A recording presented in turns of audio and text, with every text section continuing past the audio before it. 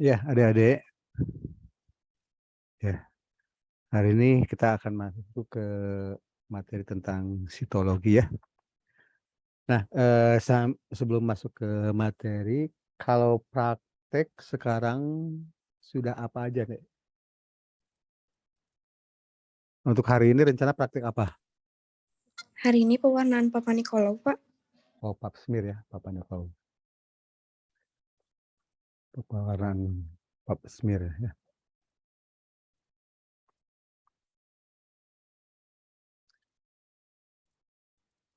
Kalau motong sudah ya, sudah semua ya? Sudah, Bapak. Sudah, oke.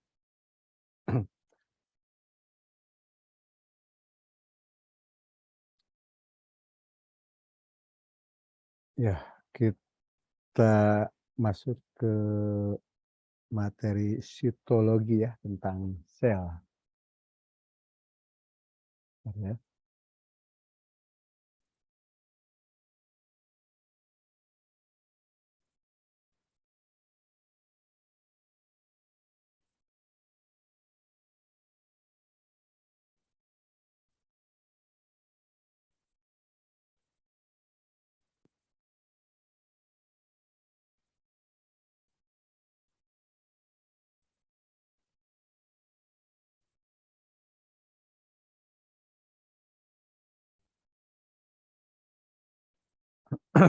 Ya, nah kita masuk ke materi sitologi, ya, teknik sitologi. Jadi kita itu mempelajari tentang jaringan, ya, tentang histologi.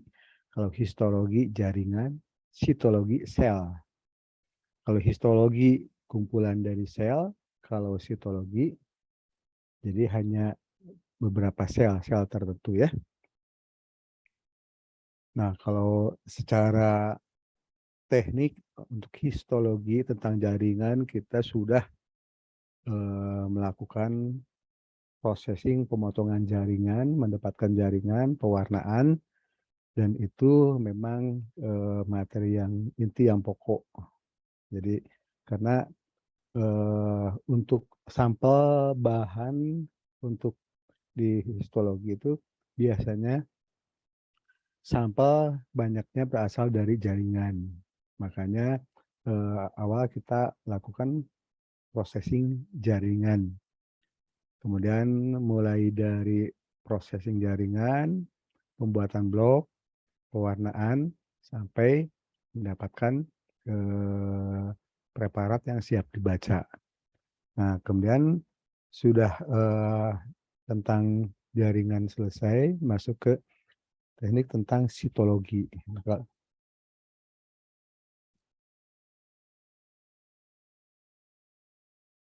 Bentar ya.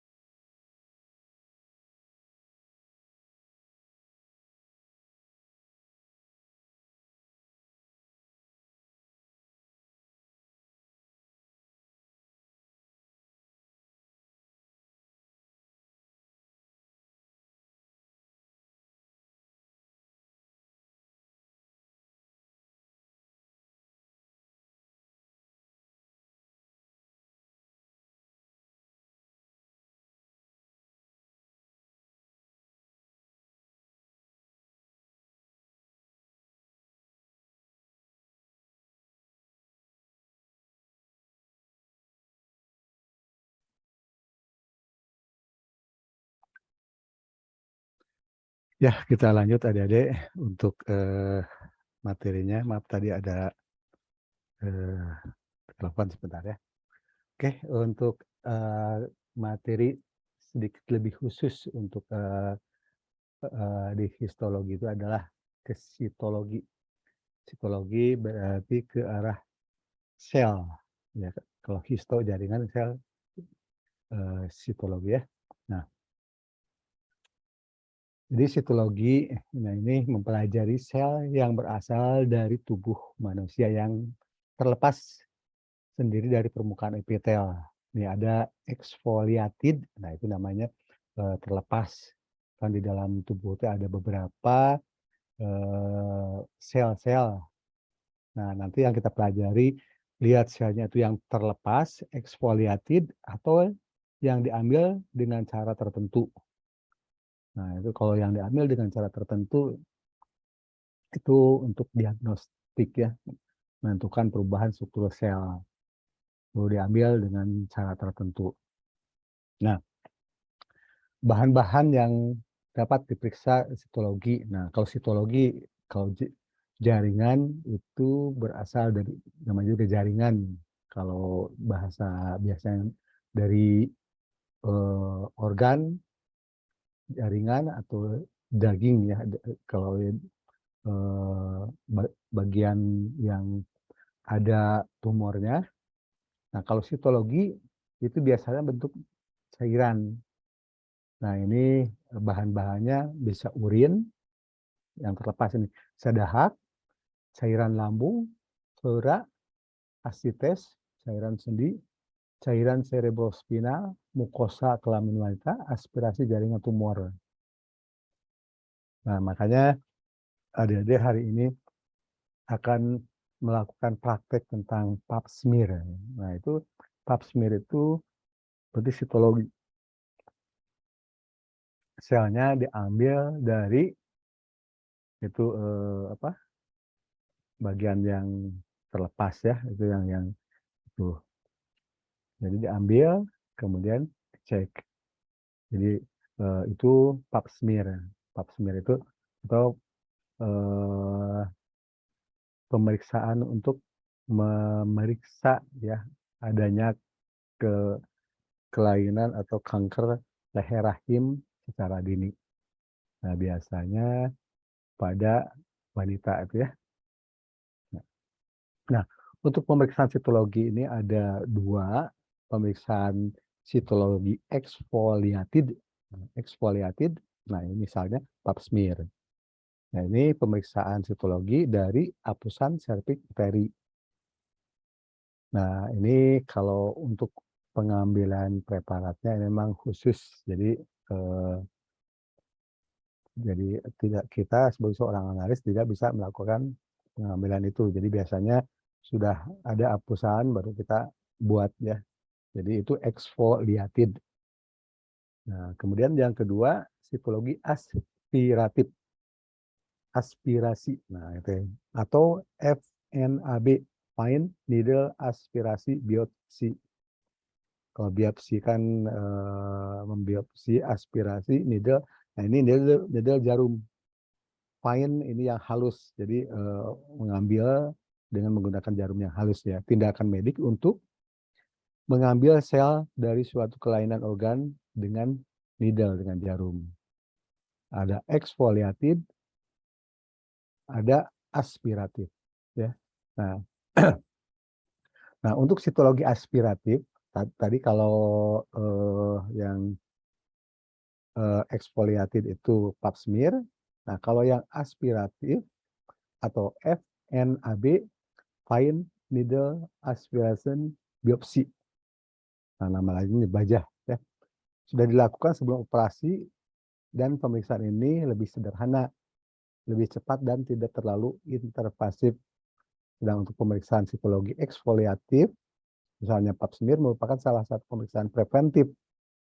Nah, ini preventif artinya pencegahan. Jadi biasanya pap smear itu yang jadi pasiennya, sampelnya adalah, yang, eee wanita yang sebelum menikah biasanya untuk melihat adanya kelainan kanker leher rahim secara dini. Nah, pada pap smear adalah pemeriksaan yang berfungsi untuk mendeteksi perubahan sel-sel leher rahim. Nah, ini perubahan ekto dan endoservix. Sedangkan pada IVA, infeksi visual asam asetat, itu pemeriksaan leher rahim dengan cara melihat langsung dengan mata telanjang permukaan leher rahim setelah memulas dengan larutan asam asetat. Ini cara-cara. Jadi exfoliated. Nah, ya itu ya. Nah, deteksi dini ini ya itu memeriksa sebelum ya berarti dini ya, upaya untuk mendeteksi secara dini adanya kanker sehingga diharapkan dapat diterapi dan memiliki peluang lebih besar untuk sembuh. Nah, jadi mengecek akan adanya kanker ya. Jadi kalau ini apa, kalau sudah terjadi berarti bukan pap smear ya. Jadi akan adanya kanker. Itu ini kalau pemeriksaan secara dini ini sehingga kalau ada indikasi ke arah sana ini akan bisa disembuhkan 80 sampai 90%. Nah, berdasarkan data SIRS ya, Sistem Informasi Rumah Sakit di Indonesia tahun 2010 bahwa kanker payudara dan kanker rahim merupakan jenis kanker tertinggi. Nah, ini dua jenis kanker ini. Nah, untuk pemeriksaan di PA, patologi anatomi ini, pemeriksaan laboratorium yang dilakukan terhadap jaringan dan cairan tubuh manusia dengan menggunakan metode tertentu untuk mendapatkan diagnostik penyakit. Nah, PA ini melayani permintaan pemeriksaan berbagai disiplin ilmu kedokteran klinis, ya, permintaan berbagai jenis yang ingin ditelitinya ya. Karena itu sulit untuk menentukan prioritas pemeriksaan berdasarkan jenis penyakit yang diperiksa. Ini permintaan. Nah, untuk jenis pemeriksaan PA ini, nah tadi kan fokus ke histopatologinya. Kalau histojaringan ini banyak sebetulnya mas. Jadi ada histokimia, ada imunopatologi, patologi molekuler, banyak. Nah, nah ini kalau fokus ke sitologinya ya. Jadi pemeriksaan sitopatologi itu bukan pemeriksaan sel-sel yang bisa diperoleh melalui eksfoliasi alami, buatan maupun aspirasi diagnostik. Nah, ini ada screening pemeriksaan awal, tapi bukan penegak diagnosis. Nah, ini ya, jadi kalau ini itu bukan penegak diagnosis ya. Nah, beberapa jenis pemeriksaan sitopatologi. Nah, ada yang tanpa tindakan, ada pemeriksaan eksfoliasi, slide pap smear, slide sputum, slide hasil sikatan. Nah, nanti di prakteknya yang banyak ini fokus ke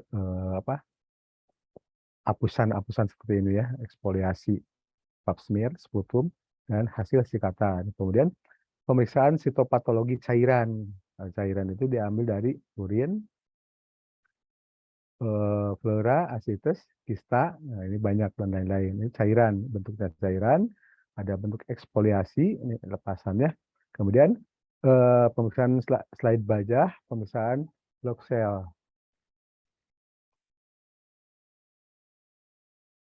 Nah, kalau dengan tindakan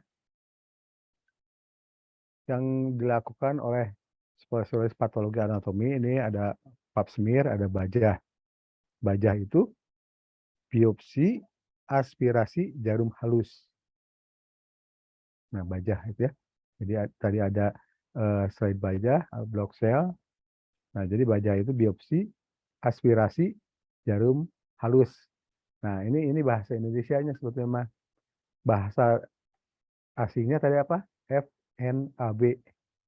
F halus fine. Needle jarum. Aspiration biopsi. Jadi bahasa Inggrisnya, bahasa Indonesianya, bahasa Inggrisnya FNAB ya sama ya. Nah, untuk pemeriksaan pap smear.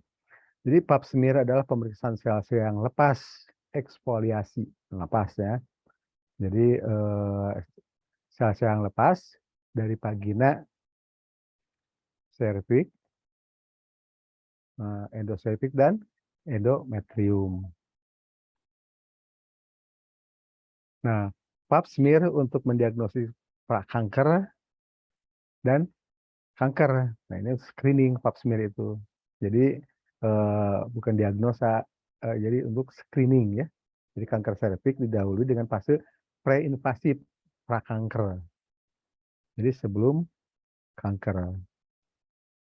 Nah, periode laten dari prakanker menjadi kanker biasanya banyak udah lama ya, 10 tahun. Dari prakanker menjadi kanker itu ya. Nah, ini jadi fokuskan bahwa pap smear ini adalah, pemeriksaan sel yang lepas dari vagina yang untuk mendiagnosis prakanker ya. Jadi eksfoliasi ini. Nah, biasanya periode laten kalau sudah terbanyak itu, kanker itu menjadi kanker biasanya 10 tahun ini. Nah, jadi manfaat pemeriksaan pap smear itu, mendiagnosis kelainan prakanker dan kanker serviks, mendiagnosis peradangan, identifikasi organisme, memantau hasil terapi, evaluasi sitohormonal. Nah, ini untuk manfaat pemeriksaan pap smear ini. Jadi manfaatnya mendiagnosis kelainan prakanker, mendiagnosis peradangan, identifikasi organisme, memantau hasil terapi, evaluasi sitohormonal. Nah, untuk bahan pemeriksaan pap smear, nah bahan pemeriksaannya ini secret endocervix. Nah, nanti kalau bisa ini sambil dipraktek ya mungkin akan dijelaskan oleh Pak Dhani. Jadi bagian serviks ya endocervix itu seperti apa, bagian-bagian yang diambil itu dari mananya akan dilihat. Jadi ini hanya sekilas saja ya, secara teoritisnya. Nanti secara prakteknya akan dilihat dari gambar-gambarnya. Jadi secret endocervix diambil dengan menghapus mukosa endocervix dan daerah columnar junction dengan alat lidik kapas atau sitobras. Jadi ada, digambarkannya ya. Jadi, ini kan, dengan sitobras atau lidik kapas, kemudian diambil, dihapuskan, nah ini akan didapatkan ya di endocervix. Kalau secret ectocervix, nah secret ectocervix diambil dengan menghapus seluruh permukaan parsio cervix sekitar orificium uteri externum dengan alat spatula. Nah, ini jadi bahan pemeriksaannya bisa endocervix dan ectocervix. Kalau endocervix itu dengan apa? Menghapus mukosa endocervix. Kalau ectocervix diambil dengan menghapus seluruh permukaan parsio cervix ya. Ini sama untuk bahan pemeriksaannya ya. Nah, ini gambar-gambarnya seperti ini. Jadi kalau tekniknya mungkin karena kita tidak mengambil sampel mengambil sampel tertentu, bukan kita ya, ini proses pengambilannya, tetapi nanti secara praktek, dijelaskan lagi sambil pewarnaan pap smear ya. Nah, jadi sitologi serviks lapisan-lapisan pada ectocervix adalah ini, ada lapisan basal, zona parabasal, zona intermediate, lapisan granular, lapisan superficial. Nah, ini lapisan-lapisan yang akan dilihat ya.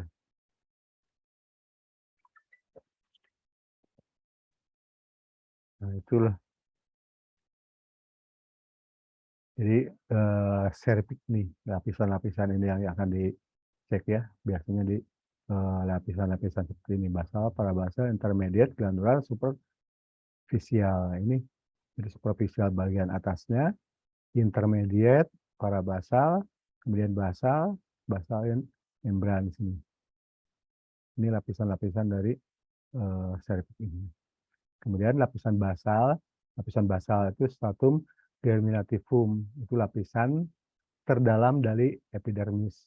Lapisan terdalam dari epidermis. Di dalam lapisan ini terkandung sel-sel basal berbentuk kolom yang terus-menerus membelah dan didorong ke permukaan. Nah, ini Jadi terus membelah, kemudian stratum basal juga merupakan rumah bagi melanosit yang memproduksi melanin. Nah, ini untuk lapisan basal. Jadi lapisan basal itu lapisan yang terdalam di sini. Lapisan terdalam, basal, parabasal, intermediate, superficial. Kalau superficial yang teratas.